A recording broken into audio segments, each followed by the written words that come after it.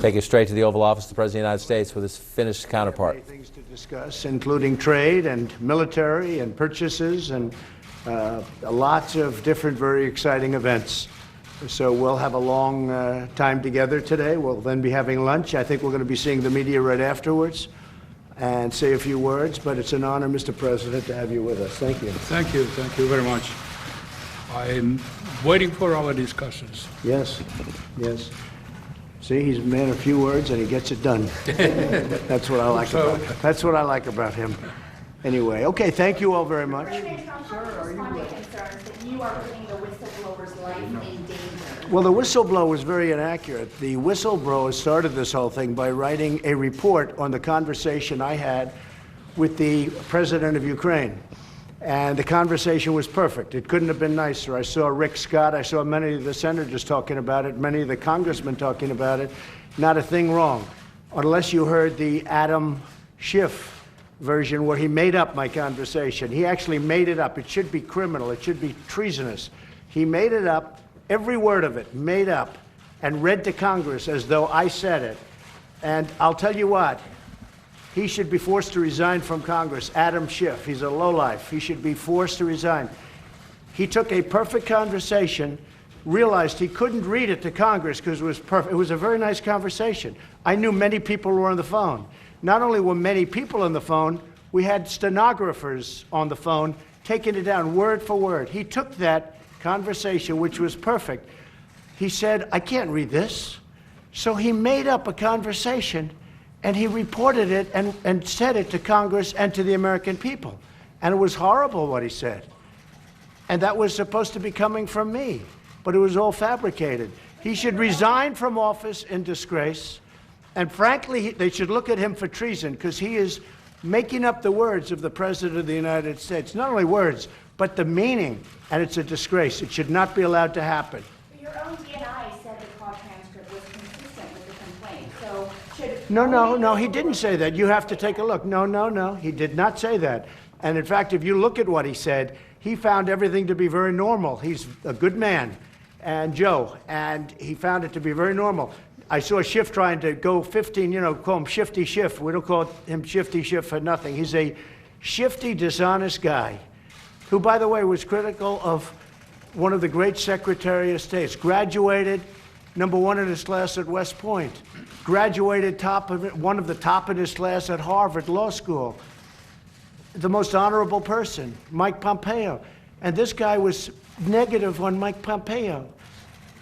He can't, there's an expression, he couldn't carry his blank strap. I won't say it because they'll say it was so terrible to say. But that guy couldn't carry his blank strap. Do you understand that? So you're dealing with bad people. And I watched China over the last few days, and I watched some of these other countries build up. And we built up more than any of them because of me. But no help due to the Democrats. They're a disaster. They're the do-nothing Democrats. They don't do any work. All they want to do is try and win the election in 2020. So they come up with this impeachment nonsense, and everyone knows. The conversation, all based on one phone call that I had, where I'm talking to the president of Ukraine. You'll hear from our ambassadors. You'll hear from some of the folks that know all about the call, why the call was set up, and everything else. It's perfect. The call was perfect. In fact, Lindsey Graham said, I didn't know you could be so nice. There was no quid pro quo. Remember before they said, the only reason I put that out, and I did it with the approval of Ukraine, by the way, otherwise I couldn't have done it, was because the whistleblower was so dishonest. The whistleblower said terrible things about the call, but I then found out he was second-hand and third-hand. In other words, he didn't know what was on the call. No, these are bad people. These are dishonest people. And when the American people find out what happened, it's going to be a great day. And you know what? We have to go back to building our country because 99% of Nancy Pelosi's time is spent on this. She should worry about lowering the price of drugs, which I've done. But it's hard to do it without the help of Congress. About creating border security, which I've done. We now have hundreds of miles of wall under construction on the southern border. She should worry about infrastructure. She should worry about the USMCA. She's not doing it. I just saw part of a press conference before the president came. I'm sorry to bother you with this, Mr. President, because we have other things to talk about. But I will tell you, I just watched part. She says, oh, drug prices. Well, she's been trying to get drug prices down for, how long has she been in Congress? For years. She should focus on her own district. Do you see what's happening to her district? We call it tent city. It's terrible. In fact, we just sent a violation to the city of San Francisco. Unsafe water, unsafe conditions, environmental. EPA, our EPA, which is doing a great job, is sending Nancy Pelosi, with all the talk about EPA, there's needles and drugs all over the street. There's tents. There's people that are dying in squalor in the best location in San Francisco. It used to be a great city. Now you have to see what's happened to San Francisco. You happen to see what the Democrats have allowed to happen. As an example, what they've allowed to happen. Just take a look to Los Angeles, great cities. One other thing. Yesterday, as you know, I was sued by the governor, Gavin Newsom. He's another beauty. I was sued by him. He's a do-nothing. Sued by him so that I can't get on the ballot in the state of California. It was a massive story. It was the biggest story, Mr. President. It was headlines all over the place. Trump gets sued by this do-nothing governor in California. It was big. Here's what happened. Yesterday, I won the case, very convincingly. A very tough, smart, highly respected judge, not a Trump person at all, not appointed by Trump, appointed by somebody that you would call the opposition, came out with a scathing and tough opinion. I won the case. I didn't see one story that I won that case. Not one story. From the fake news. I didn't see Steve write it. I didn't see you write it. I didn't see anybody write it. So let me just tell you, just to finish. Nancy Pelosi and Shifty Shift, who should resign in disgrace, by the way, and Jerry Nadler and all of them, it's a disgrace what's going on. And we should be focused on making America great again and keeping America great, because that's what we have to do. And when I look at that parade with military and millions of people and everything else, we better get smart. We better start focusing on the right things. Because what they did with this nonsense, think of it. You have a perfect, I mean perfect, conversation with a president of another country, Ukraine in this case. And they try and say, oh, let's impeach him. They've been trying to impeach me from the day I got elected. I've been going through this for 3 years. They've been trying to impeach me from the day I got elected. And you know what? They failed. And this is the easiest one of all, because this one is based on one conversation.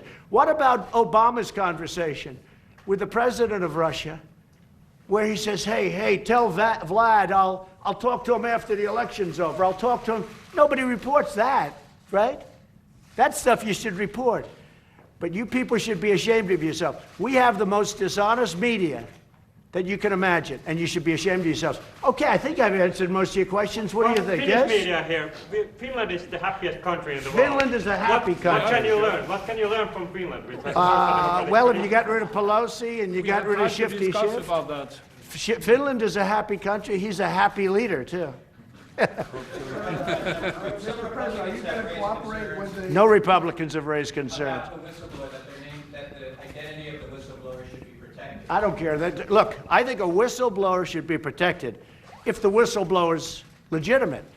But when the whistleblower makes a big report on the conversation I had with a president of Ukraine, and it was a great conversation. We talked mostly about congratulations on your win. We talked about corruption, and we're really referring mostly to 2016, because what the Democrats did in 2016 was corrupt. And let's see what happens. They're more concerned with that than they are with me and impeachment. They're trying to hide what maybe is coming. I let our great, if you look, I let our great law enforcement take care of it, okay? Attorney General Barr, I guess, is working on it, and I hope he's working on it, because what happened in 2016 is a disgrace to this country. And they're more worried about that, because they know they're guilty as hell, all right? They're much more worried about that. Is a whistleblower immediately illegitimate if they are reporting misconduct? When a whistleblower, okay, are you ready? I heard the whistleblower's report from you people. and how bad it was about just a simple conversation. By the way, this whole thing revolves around a simple conversation. And if you remember at the beginning, it was quid pro quo. That's all you heard about. And I think he said 7 or 8 times, quid pro. In other words, you're going to do that or we're not going to give you money. You're going to do this or we're not going to. I never said it. But when I heard these horrible stories come out, I had no choice but to release a conversation, which I hate to do, and I hope I don't have to do it again, with the leader of a country. I asked a certain person to call up a certain person in that country to get permission to do it. Otherwise, I wouldn't have been able to do it.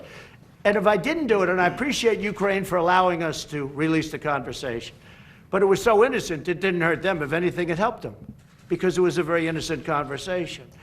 But when a whistleblower takes that very nice, innocent, Lindsey Graham said, I never knew you were that nice a person. He said, you never asked him for anything. You were really, really nice. Lindsey was saying, I never knew you were so nice. That was a perfect conversation. I heard Rick Scott today say that was a perfect conversation. How can they impeach him on that conversation? He read it. He's a very smart guy from Florida, Rick Scott. And he said, that was a perfect conversation. How can you impeach somebody on that conversation? But the whistleblower wrote not that conversation. He wrote a vicious conversation. In other words, he either got it totally wrong, made it up, or the person giving the information to the whistleblower was dishonest. And this country has to find out who that person was, because that person's a spy, in my opinion. You ready? So when a whistleblower, purposely or not, gives something that's totally erroneous. Now, here's where I fooled them. They never thought I'd release the conversation. They never thought in a million years that I'd release the conversation. When little Adam Schiff saw the text, when he read it, he couldn't believe it. When Nancy Pelosi, who worked a day early, Nancy Pelosi called for essentially impeachment. Let's impeach the president. Before she saw the transcript, and this is an exact word-for-word transcript of the conversation, right? Taken by very talented stenographers. Listen to me. So when she saw that, I heard she went crazy. She said, we can't impeach him of this conversation. That's a great conversation. She went by the whistleblower. And the whistleblower was so bad, I wouldn't even think about it. But here's what happened. The whistleblower was wrong. The only thing that matters is the transcript of the actual conversation that I had with the president of Ukraine. It was perfect.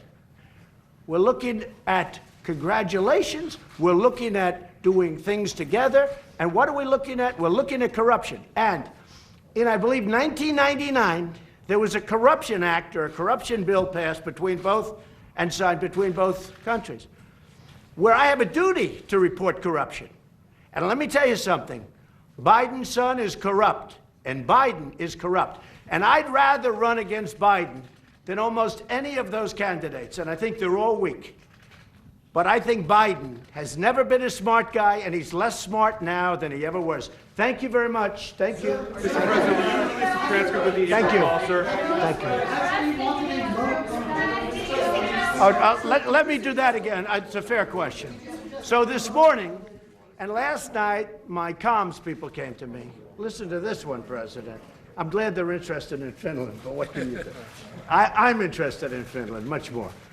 But my comms people came to me, and they said, sir, there's a book or something being written. It's written by Washington Post people, so you know it's inaccurate. You know it's probably a fraud.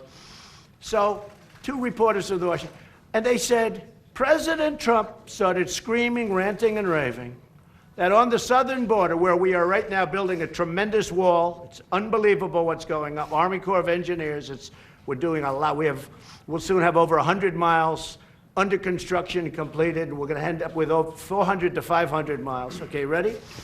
That I wanted a wall, but I wanted a moat. A moat, whatever that is. Not a word I used, but they used it. A moat. And in the moat, I wanted alligators and snakes. And I wanted the wall to be a fence, and I wanted it to be electrified. And I wanted sharp spikes at the top, so if anyone gets it, it goes piercing through their skin, is somewhat the way they said it. Skin-piercing spikes. But I want that whole wall to be electrocuted. And, sir, you never said that. They came to me, the comms people. They came to me yesterday, and they said, did you say this? I said, why are you asking that stupid question? Because the fake news media is saying that you said this in a book. I said, what book? And they said, Washington Post. I said, well, obviously it's fake, because almost everything the Washington Post does is fake. It's a fake newspaper. It's owned by a rich guy for the purposes of giving him power in Washington. It's really, I mean, it's a lobbyist. I call it the lobbyist Washington Post for Amazon, and he ought to be ashamed of himself, because what they do to his reputation, I think maybe it's probably no good anyway, but what they do to his reputation with the Washington Post is a disgrace. So these two reporters wrote this book, and they said, I want a moat with alligator snakes, electrified fences, so people get electrocuted if they so much as touch the fence, and spikes on top. Never said it, never thought of it, and I actually put out something on social media today. I said, I'm tough on the border, but I'm not that tough. Okay, it was a lie. Just so you have it, you asked the question. It was a total lie.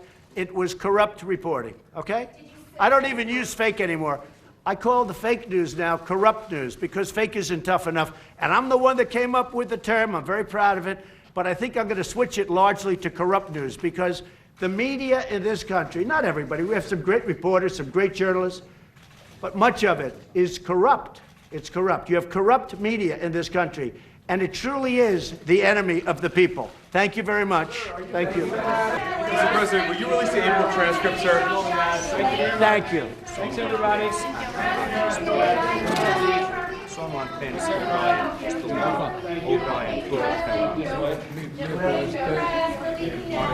Thank you very much. Watching the President of the United States, a lengthy discussion with reporters there in the Oval Office. One of the challenges covering this president, especially at a time of an impeachment inquiry, is, it's a sad statement, but a true statement, the president constantly and repeatedly lies, including in that session you just saw right there.